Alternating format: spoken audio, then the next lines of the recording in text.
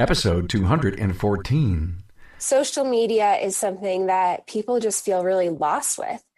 So many people feel like, I know I need it, but don't really know why, or don't really know what it's doing, or I don't really know what to do on it to get anything of value. Welcome, aftermarketers, to On Point from Remarkable Results Radio and a special interview from an auto care industry professional. On Point.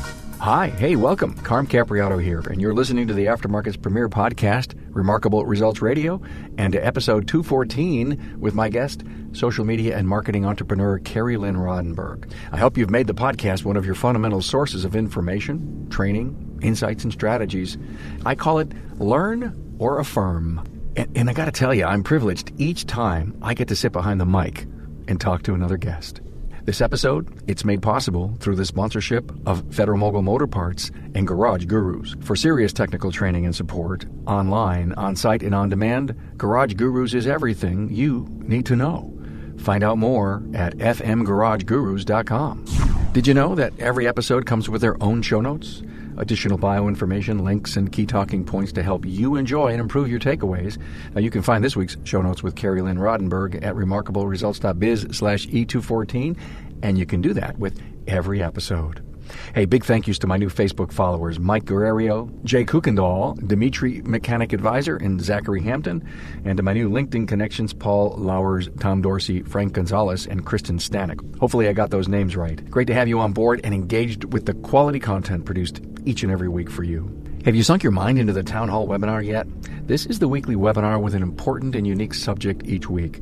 You can be involved in the webinar by going to the Town Hall page on the remarkableresults.biz website, or by watching on Facebook Live. Just find the Carm Capriotto page and be there at noon Eastern every Friday with a new subject, new topic, and a peer-to-peer discussion.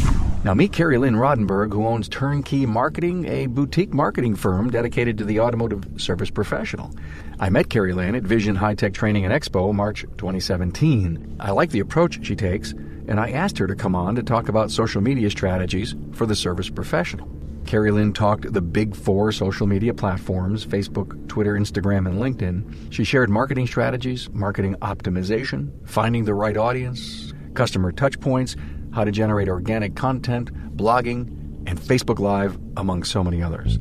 This is a lively, jam-packed episode that will help you learn or affirm the power of your marketing efforts. See the show notes page at remarkableresults.biz/E214 for her company's website address, additional bio info, and a list of talking points from the interview. Now here we go with Carrie-Lynn Rodenberg from Turnkey Marketing.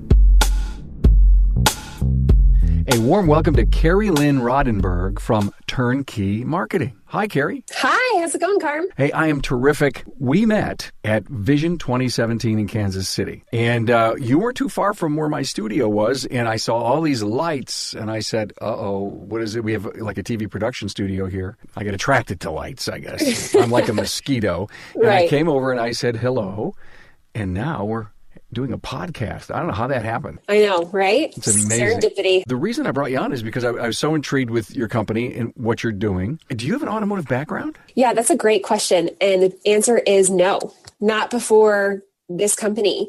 You know, I specialize in marketing, and I've done marketing for years and years, and was actually that nerd in high school who, instead of being on the bus for competitions for athletic events and sports, I was on the minibus for Future Business Leaders of America marketing events and marketing competitions. So nerds, I always said, years ago, pocket protector nerds, that someday they were going to rule the world. And, I think it came true. One step at a time, not quite ruling the world yet. But you would consider wearing a pocket protector if you had? Oh, yeah, absolutely. Got to protect those pockets. Okay, so no automotive background, and you're doing business in the automotive segment. Does that help bring a fresh perspective to what you do? Because you're not, you don't have that lens on? I started my company 4 years ago. After being in marketing, I'd done marketing for a $10 billion industry, $10 billion company in New York City. It's where I'm from. Kept doing marketing, was the director of marketing for a company that won tons of awards internationally for small business marketing. And after that, I thought, I know these kind of almost like secrets about how to do effective marketing for small businesses. And I feel like everyone has those, that information available to them, but we all are so busy with our lives and running our businesses and wearing a million different hats that it's kind of hard to find that information, test it, and make sure it works for you. So I realized I need to share this. It's almost like that Spider-Man quote where the uncle is dying and he says to, Peter Parker, with great power comes great responsibility. And that's kind of how I felt like I have to share this. So I started this company a little over 4 years ago. And what it was originally was I was coaching people on marketing, all different small businesses. And as I was doing this, people loved it and felt great. But I realized that not everyone who's running a business had the time, no matter how much they were learning, they didn't have the time to actually create great marketing, to become marketing experts themselves as they were trying to run their shop or their office or their spa or their dental office, So I felt like, man, I'm being effective in their mind, but it's not enough for me. I realized I need to be doing it for them. I need to take this stress off of them and this load off of them and help them. You were telling them what to do, but you realized they probably weren't doing.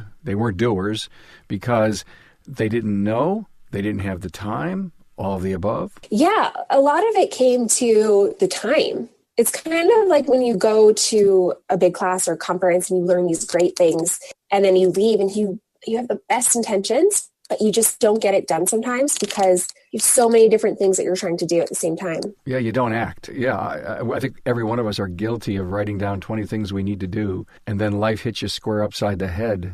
Mm-hmm. Absolutely.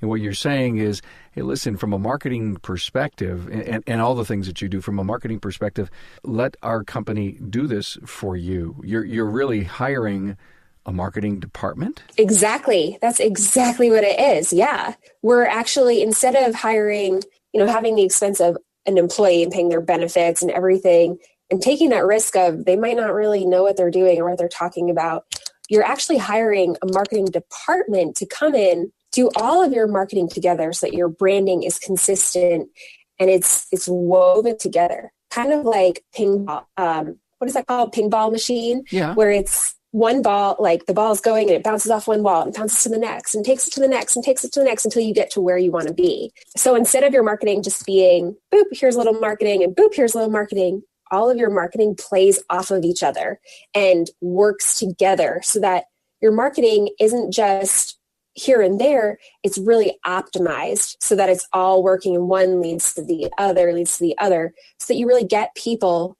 to come to your shop and you can make that sale. You increase the chances of that tremendously. Does that make sense? Yeah, interconnected. Everything works together. Is that the trend that technology has, if you will, given us? Instagram, Facebook, Google+, Twitter, all of these have to learn to play together? Is that what you're saying? They all serve different purposes, but I find that when you're hiring all these different companies, right? I find a lot of my clients have felt in the past that it's you have an offer here and you're trying to communicate a certain message maybe on Facebook, but then you have direct mail going out that's communicating maybe a different message or a different offer. And, your messaging and branding is all over the place. Okay, so what you're really saying is this is what we're going to do. We're going to have a car care days extravaganza, and that's the big item. You are saying now, okay, how are you going to get that word out? What are the mediums you're going to choose? I heard you mention direct mail, and then there could be a Facebook campaign, there could be a Twitter campaign. Is that what you're saying? Pick the goal, and then let's see how we can make it the most effective in a campaign to generate what customers, attendance, a call to action. Yeah, it's kind of twofold. That's one. So we're using all of our means that we have available to us to promote whatever message or event or special that you have going on so that you're increasing the likelihood of people seeing that. You're already, spending money on a Facebook campaign or on a page, website page or direct mail or whatever it is. So why not optimize that and have them all working together, pointing people to the place that you want to get them to? Is the word consistent? Mm-hmm.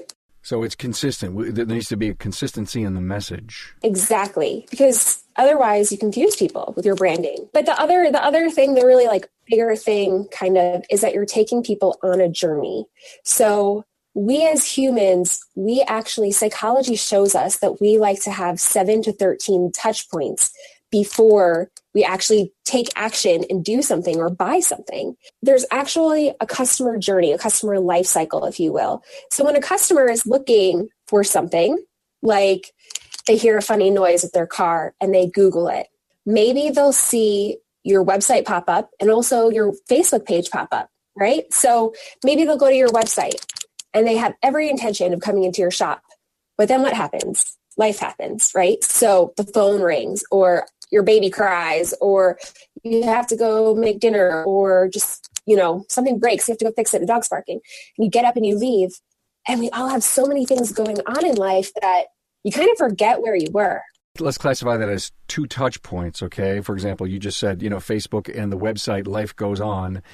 You're saying that it may take up to 12 or 13 more touch points to get the person to actually make the buying decision? Mm-hmm. Yep. That's why we need Facebook and Twitter and our own website. We need all of those, including direct mail. Is it generational? No, it's just human psychology. It is. So a millennial's not going to act differently than a boomer to the touch points. Every market you're talking to, you have to talk to differently. You have to talk to them specific on what they care about, who they are, where they are in life, right? But the truth that people in general need those 7 touch points might be different for different segments, but it's still true that on average, the average human doesn't even realize it, but they need those 7 to 13 touch points before they feel comfortable or like they know enough to make that buying decision. I'm talking with Mike Zralik, a technical product specialist with Federal Mogul Motor Parts. Mike, are you an extension of the technical support center we all know as Garage Guru? Most definitely. I spend a lot of time there. I'm involved in all the classes that go on there. I actually host classes there, such as our ASC test prep courses. So very much so an extension of that. Mike, you're in the shop. So what's the greatest outcome that you see from the techs and service advisors that you're spending time with? Not only are they learning about great product, but we get to talk shop. So I was in a shop earlier today and we were talking about some electrical diagnosis he was doing, and he was actually having a problem finding some schematics, and we were able to work with that and talk back and forth. So I was able to get educated on a problem he's having in the field, where I can share that with others and I can share other ideas from other people with him. Do you actually put product in the hands of the technicians? You have to. That's, in this industry, a lot of guys are like myself. You got to touch it, feel it, play with it. Just telling them about features and benefits isn't going to sell it. You put it in their hands, that's going to sell it hands down. So you take the new Wagner OEX brake pad and you put it in someone's hands. What happens? First thing they do is say, wow. And then they start asking questions about the unique design of it, the unique shape, and the purpose of that. And they're very blown away by the technology that we put into it. They're amazed by it, and they're loving it. Eyes light up, aha moments. You bet. And why is it taking so long to get this out in the market? And I need them, and I want it right now. Exactly. Federal Mogul Motor Parts' Garage Gurus is your go-to source for the vehicle training, technology, and answers you need to keep your next job on track. On-site, online, or on demand, the Gurus are here to help keep your business and your career on the road to success. Visit fmgarageguru.com. Well, I want to talk about social media. We seem to talk about it all the time, and there's so many different angles of it. But what makes your business, Turnkey Marketing, unique? Yeah, that's a great question, Carm. So I'd say the thing that makes us really unique is that we take a super personalized approach to all of our customers, and we help them. We really partner alongside of them. So lots of our clients kind of feel like we're almost this extension of their company. And we really investigate into our clients' customers and who their best customers are so that we can speak to that ideal customer they're looking for. If someone could clone their best customers, they would obviously want to do that. So why don't we talk to people who are just like your best customers so we can kind of clone them? So it really comes down to us really knowing your company, really partnering alongside your company, having tons of open communication, and really helping people have that marketing department, not just a one-off thing, but really helping take a lot of stress off of the owner's shoulders, take a lot of that work and really help everything be integrated to each other, to have that consistent brand and to take people on the buying journey. I got it. Okay, so you're a partner of mine. Thank you for that. Now let's just back into social media, or not back into it. Let's just go forward with it. Many get social media. Many are afraid of it. Many, just put their hands up. Talk to the hand because the face ain't listening. Right. I don't get it.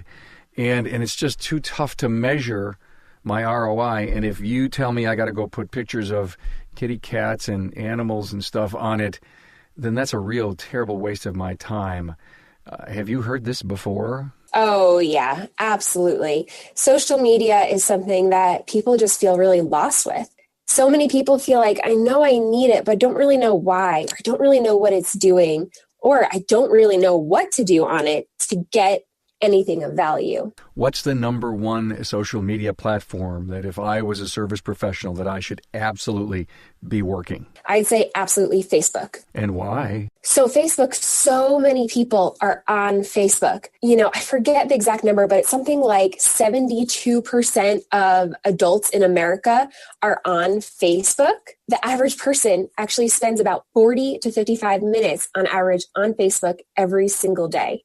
It's what people look at when they have a minute, when they're bored. It's what they look at all the time to feel connected just with friends and things going on in the world or in their community. So Facebook is where people are. And lots of people think, it's only millennials that are on Facebook, right? We think, yes, we're trying to get millennials, but we want to talk to everyone. Our target market is everyone, people who are baby boomers, etc. But the truth is that baby boomers are on Facebook all the time. Think about, how many friends or people who are grandparents and they like to stay connected to their kids and their grandkids, right? And one of the big ways that people do that are through pictures on Facebook. Okay, so I'm a boomer and I have grandkids and I'd love to see their pictures because they live out of town. I also own a shop. How does that connect with me growing my business? Yeah, great question. So you want to be where your target market is, right? So if people are there, use that platform to speak to them. If they're spending time, their eyes are glued on their phone on Facebook for almost an hour every day. Use that to your advantage. So I got to figure out how to get in front of them. Exactly. Exactly. And it's not just simple enough, open up a business page and hope that happens. There must be some other levers to pull. What? Give me an idea. Always providing value is the big thing that you want. So value might be teaching them something with content about their vehicle, but it also might be just a smile, right? So why do people go on Facebook? They go on Facebook to be entertained, to pass time. So not everything needs to be, here's 5 car care tips, or here's information about the newest car that came out, because not everyone cares about that. The average person might not be thinking about their vehicle every single day, wanting to learn about it, but it's also a valuable thing to teach them. But at the same time, you want to engage with people on Facebook how other people are engaging with that same person on Facebook. So you basically can learn from what you see, and if it stopped you and you looked, you have to do this. You have to say, how can I do something like that made me stop on my page? And, there may be a real expensive car came in my shop. A friend of mine were repairing it. Ooh, maybe I should take a picture of that and tell my Facebook followers, hey, we can fix these expensive exotic cars. Yes. Look for opportunities is what you're saying. Yes. Yeah. So look for opportunities in different ways. Look for opportunities to talk about what your shop does and to teach people about your shop and to become an authoritative voice. If you're using content on your Facebook and you're helping people learn on your Facebook, that's making you look more in the know, like the go-to person. This person knows what they're talking about and they're trustworthy. They're not just trying to sell me, they're giving me information. But at the same time, people go to Facebook to be entertained too, right? So you have to have those fun and funny posts sometimes. You have to engage with people the way that others are engaged. Halloween, birthdays, and stuff like that. You bring that the social part of my business to my customer base. or literally to the public. Right. Got it. You said the word content. I know that scares everybody. Oh my God, I've got to think, I've got to write, I've got to get pictures. How hard is it for a service professional to have content? And then my second part of that question is, how often should I be posting? So you're totally right. You hit the nail on the head. Everyone hates the idea of content and content marketing. But the truth is that is where marketing is today. And that is where it's going to continue to go. So we need to be providing content and value to our customers. It doesn't have to be this big, hairy, scary beast. It could be as small as someone calls you and asks a question about their vehicle, or they're hesitant to buy from you, and you think about, what was their hesitancy? How can I address this head on and write some content about it? So someone comes in and says, you want me to buy an oil change. Why is it important for me to change my oil? I don't get it. I changed it last year or 6 months ago. Why should I change it now? I already did that, didn't I? So that's something that other people might be questioning as well. So write that question down and just answer it. Boom, you have content. Use your powers of observation. You have to observe everything that's going on around you, because you can, I guess what you're saying, turn that into content. Absolutely. And you could have your service advisors help you. So ask your service advisors, whenever they receive a question, to write that down.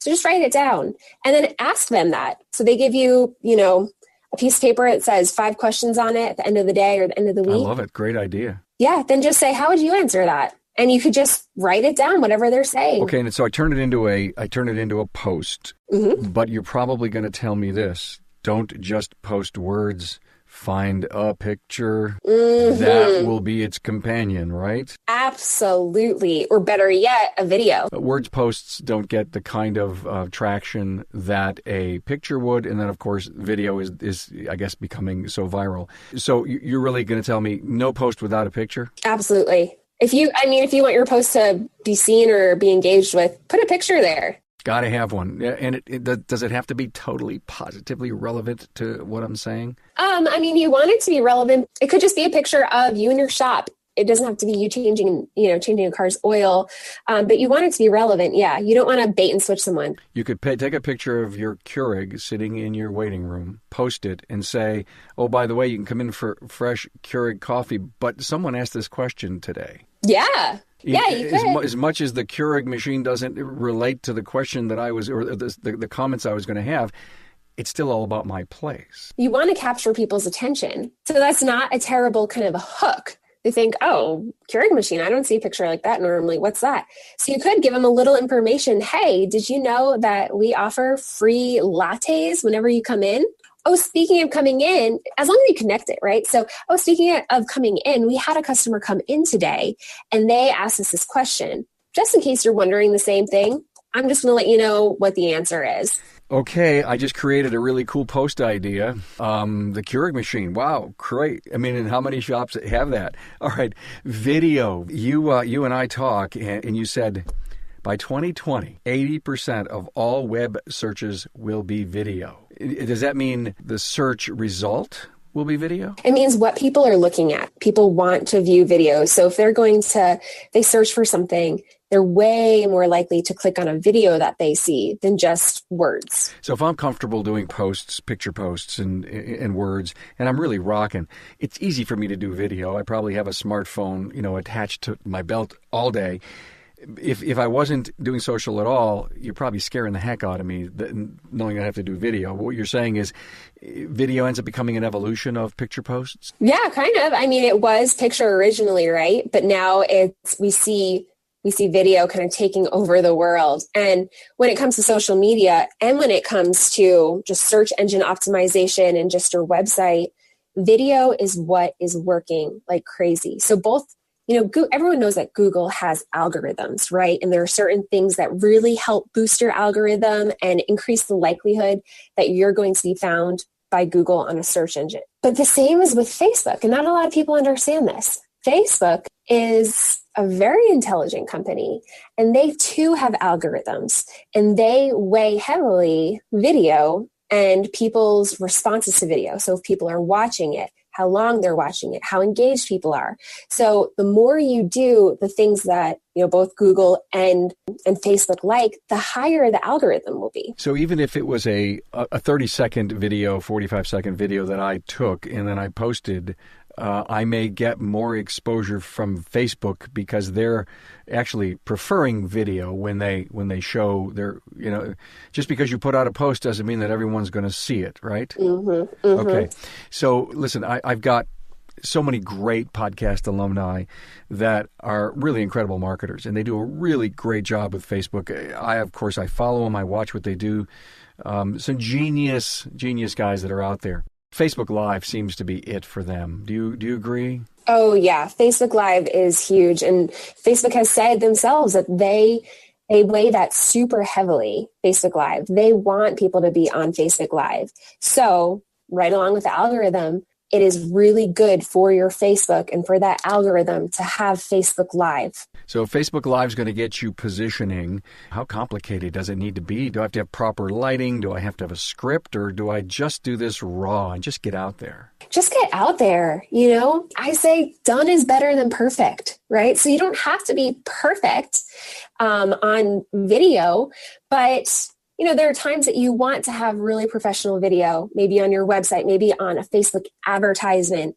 But if you're just doing a quick Facebook Live, hey, I'm working on this car and it just made me think of something that you guys might be interested in. You're fine to just do it on your phone or on your computer. It doesn't have to be perfect. And nowadays, phones are great. Phones have great quality. So yeah. Do I need a YouTube channel? You don't need a YouTube channel for Facebook. I suggest a YouTube channel for, putting your videos on. YouTube is huge. Google owns YouTube. It's great when you have videos on YouTube. But for Facebook, you don't need YouTube. Other parts of quote unquote social media, and I'm not sure that newsletters or blogs fall into that, but it is still a way to promote my company and to get a good placement in Google on a search. Do you believe that writing blogs and posting them on your website is a important tool? Oh, yes, I absolutely believe that. With Google, they love rich content. Wait a minute. Now, does rich mean the number of words that you write? Not necessarily. I mean, the number of words are, does help. It's kind of a formula. So it's not just on the number of words, but say you write a super long blog post that is hard to read or sounds like maybe you actually created it on some kind of computer mashup generator and it doesn't sound super, readable. Then it doesn't matter if you have a really long blog post, it's still not going to be readable. And Google is able to crawl kind of like a spider on your website. And they're so intelligent. They're able to see, is this readable? The average person, in America, who's going to be reading this or wherever, they think this is natural. Would they want to keep reading it? It really matters what you're saying. It doesn't have to be, you don't have to be writing the most formal, polished thing, but you want it to sound natural. You want to sound like an actual human wrote it.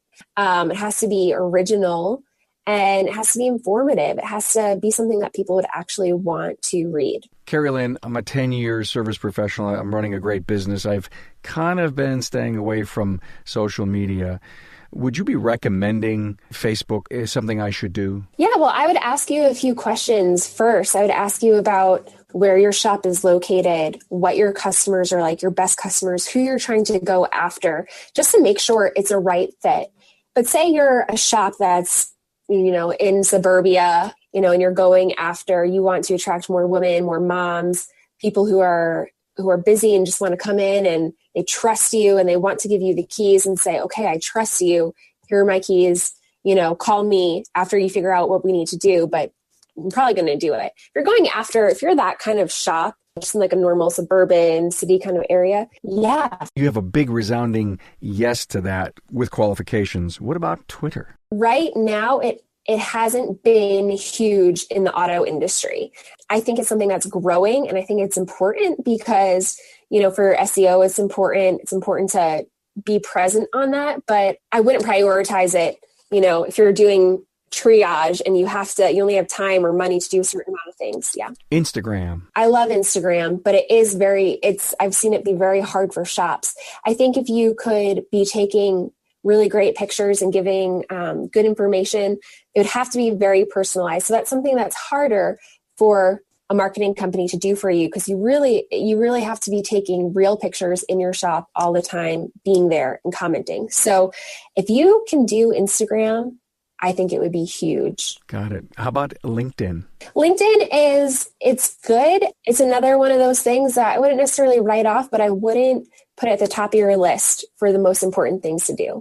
It's business to business mostly? Yeah, it's more for if you're looking for business help or you're looking for a different service advisor or something like that. It could be really good. Hey, I have learned a ton here. One final thing. On your website, you talked about absolute transparency dashboard. Now that intrigued me. What is that? Basically, we give you the keys to our real, true, basic to-do list for your shop.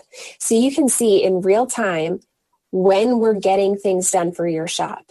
Something I've heard a lot is that people feel in this industry, they feel like they've hired marketers before and nothing really happens. They have to stay on top of them. Oh, so what are you really doing for me?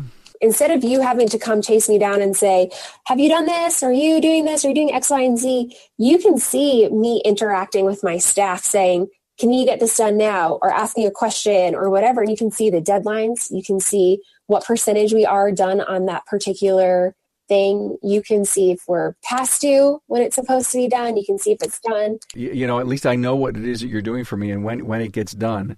And I would obviously appreciate then what my fees are going for. Hey, do you call yourself entrepreneurial? Yeah, absolutely. So what made you dip your toe into the world of business? I've always been entrepreneurial. In fact, my first business I started, I was 8 years old. I came from a family that we didn't have very much money at all. And I decided, okay, I want to take this into my own hands. If I want to go to the movies with my friends, it's going to be me. If I want to go to McDonald's, it comes down to me. So I walked down to the local nursery and bought some flowers and went around selling flowers. I even roped in a friend to come with me because being kind of poor, we didn't live in the best neighborhood and I felt a little nervous, this little 8-year-old girl. So I went door to door and I asked people if they wanted to buy just a little thing of flowers for $3 and if they wanted me to plant it for them. It was they didn't have to leave their home. They didn't have to even get out their tools or anything and dig up the ground. We do it right then and there, completely done for them. And then they'd have a beautiful,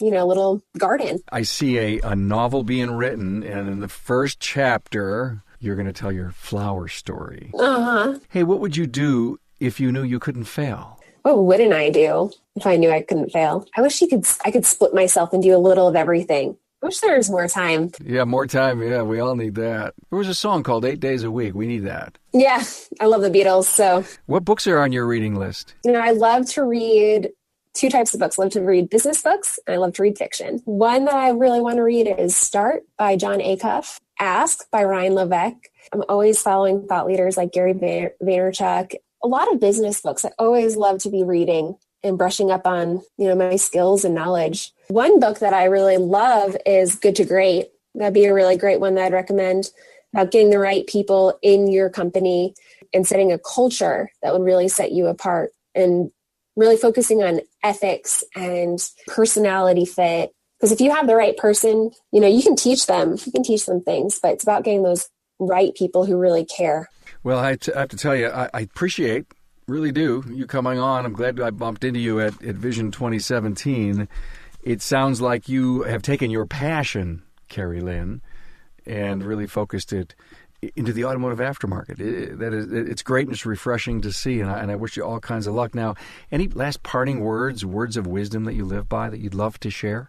Remind yourself why you got into it, and try to think every day about, what it took and what you've done to get there, and let your passion shine and let that be infectious, because not only will it help you do a better job, but it will rub off on people and it will help you and them to have more fun in what you're doing.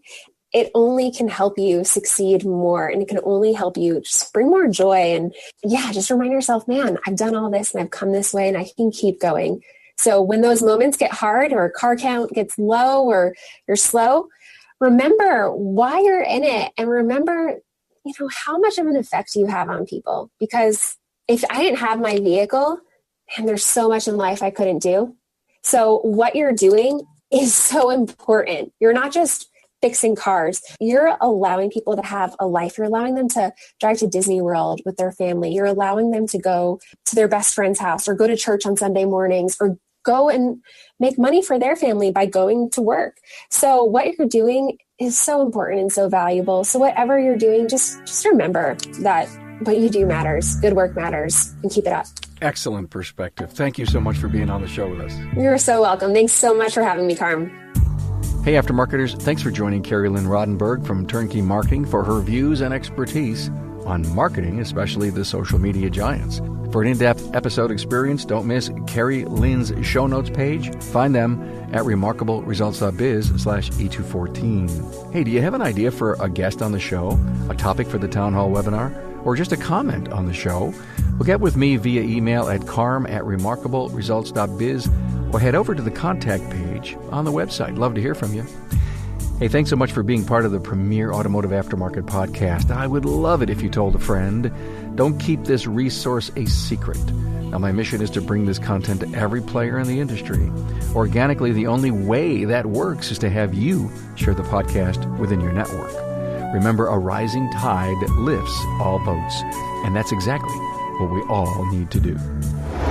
Thanks for being on board to listen and learn from another inspiring aftermarket professional. Until next time.